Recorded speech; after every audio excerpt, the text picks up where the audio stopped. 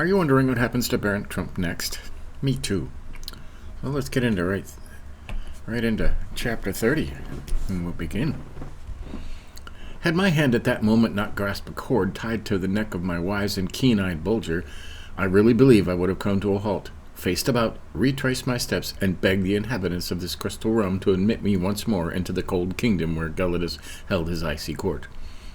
For a sudden fit of depression came upon me, as the chilly air struck against my cheeks, and I saw the deep darkness made visible by the tiny flame of my alabaster lamp. Cold though it might be, I would have sunshine in the icy land of the Culticorps. But now, how could I tell what fate awaited me? Luckily, I had asked the captain of the meat quarries to allow me to retain one of his sounding rods with its flint point, and I feared lest descending some icy declivity I might fall and bruise or even break a limb.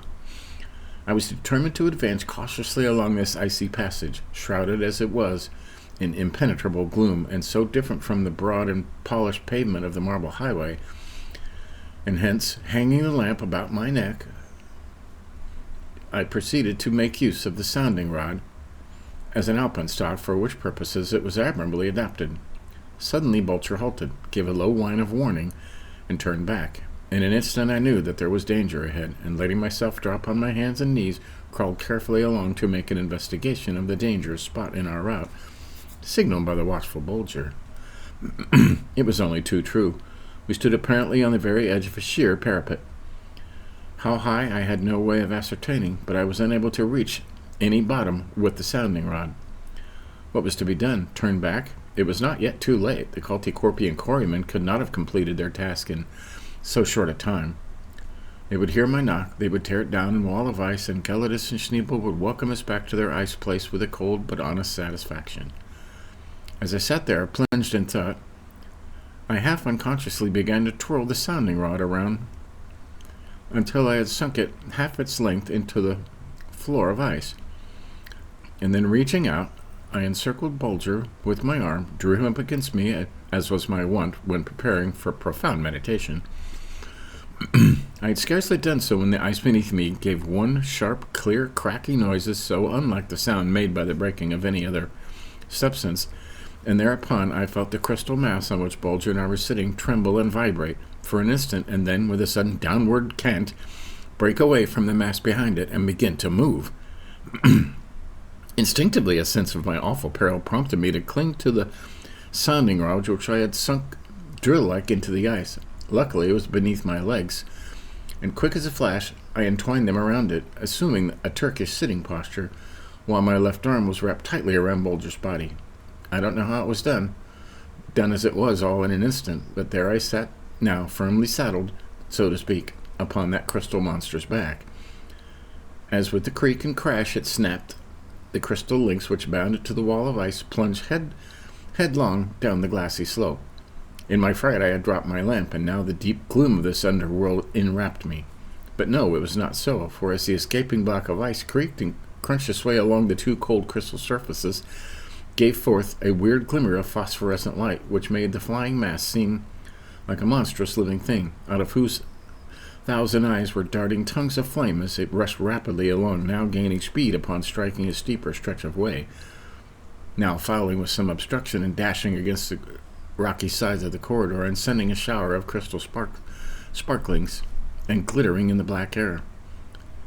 Anon the escaping black flames came a gentle slope, and with low music of crushing crystals slips softly along its flight as if mounted upon runners of polished steel, and then with a sudden dip it glides upon a sharper descent and fairly leaps into the air as it bounds along, hissing over the slippery roadway and leaving a train of fire behind it.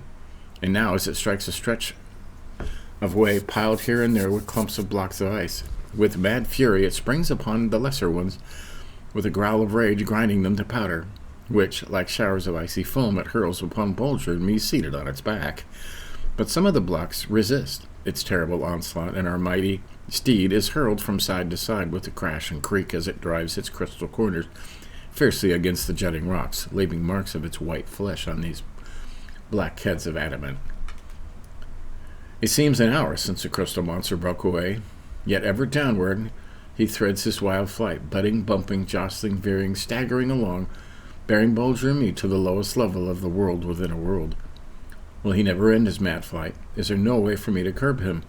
Must he fly until he has ground his very body to such thinness as the next obstruction will shatter it to 10,000 pieces and hurl Bulger and me to death? As these thoughts were flitting through my mind, the flying mass takes one last mad plunge which lands on almost level stretch of roadway, and by the different sound given out by the sliding block, I know that we have left the regions of ice behind us, and that our crystal sledge is gliding gently over a track of polished marble. But mile after mile, it glides along, gently, softly, silently, and then I dare to think that our lives are saved. But so terrible had been the strain, so fearful the anxiety, so exhausting the effort necessary to hold my place on the block of ice and keep my beloved Bulger from slipping out of my arms, that I fell backward into a dead faint as the gliding mass came at last to a standstill. I think I must have lain there a good half hour or so, for when I came to myself, Bulger's frantic joy told me that we had been terribly wrought up over me, and the moment I opened my eyes, I began to shower caresses on my hands and face in almost like lover-like style. Dear grateful heart, he felt that he owed his life this time to his little master, and he wanted me to understand how thankful he was. The moment Bulger's nerves had recovered from the shock occasioned by my prolonged faint, I reached for my repeater and touched its spring. It registered 1 hour and a half since we had stepped through the icy portal of King Gelidus' domain. Allowing half an hour for the time I lay unconscious, it showed that our mad descent upon the block of crystal monster had lasted quite a full hour. And reckoning the average speed of the escaping mass of ice had been 1.5 miles a minute, it's about 90 miles an hour, wow, that we were now in the neighborhood of 90 miles away from the cold kingdom, where Gelidus sat on an icy throne and Princess Schneebel at his feet with chili chops beside her. Wow. The tropics of the underworld. Now there was a picture we could look at. I can find it. There it is. Sliding down the block of ice. Wow. Crazy, huh? So, where are we? Oh, we're only at 7 minutes. So, it was with great difficulty that I could rise to my feet. So stiffened were my joints and knotted my muscles after that terrible ride, every instant of which I expected to be dashed to pieces against projecting rocks or torn to shreds by being caught between the fleeting monster of ice and the gigantic icicles hanging from the ceiling like the shining teeth of some huge creature of this underworld.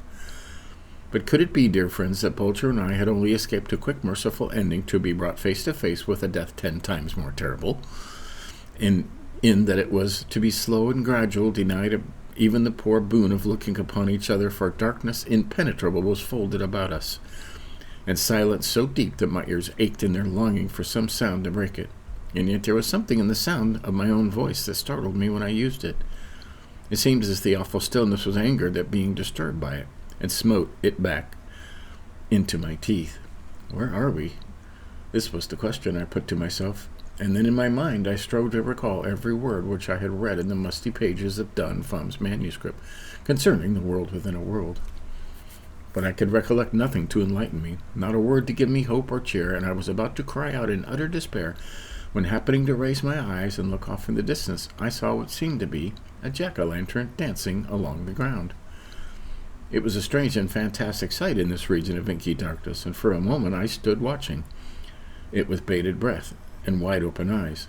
But no, it could not be a will-o'-the-wisp, for now the faint of uncertain glimmer had increased to a mild but steady glow, reaching away off in the distance like a long line of drying campfires seen through an enveloping mist. But in a moment's time this wide encircling ring of light had so increased in brightness that it looked for all the world like a break of day in the land of sunshine, and here and there, where its mild engulfance overcame the darkness of this subterranean region, I caught sight of walls and arches and columns of snow-white marble. And then as I called to mind Don Fum's mysterious reference to sunrise in the lower world, I swung my hat and gave a loud cry of joy, while Bulger waked the echoes of these spacious caverns by his barking. I tell you, dear friends, not until you have been in such a plight can you know just how such a rescue feels. And now, no doubt, you are a bit anxious to know what sort of sunrise could possibly take place in this underworld miles below our own. Well, when you have traveled as many miles as I have, and seen as many wonders as I have, you'll be ready to admit that wonders are quite as commonplace itself. Know then that this vast region of the world within a world was girt around by a broad and placid stream whose waters swarm with vast numbers of gigantic radiant animals, such as polyps, sea urchins, Portuguese men of war, sea anemones, and the like. That these transparent creatures, which had the power of emitting light, after laying dormant for 12 hours, gradually unfolded their bodies and tentacles and rose towards the surface of these calm and limpid waters, increasing by degrees their mysterious radiance, until they had chased the darkness from the vast caverns opening upon the banks of the river, and lighted up this underworld with a soft effulgence, wow, that's a word, somewhat brighter than the rays of our full moon. For 12 hours, these weird lanterns of the stream made it day for this nether world, and then they gradually shrank together and sank out of sight. Their expiring fires glowed with all the multicolored radiance of our fairest twilight, and the night, blacker than Stygian darkness, came back again. But now 'twas full daylight, and bidding Bulger follow me, I walked in silent wonder along the banks of this glowing stream, which, like the band of mysterious fire, as far as my eye could reach, went circling around the white marble mouths of these vast underground chambers. So that's chapter 30. There's only 2 chapters left. And we will return later and try and finish this book today and see how it all ends. Stay tuned.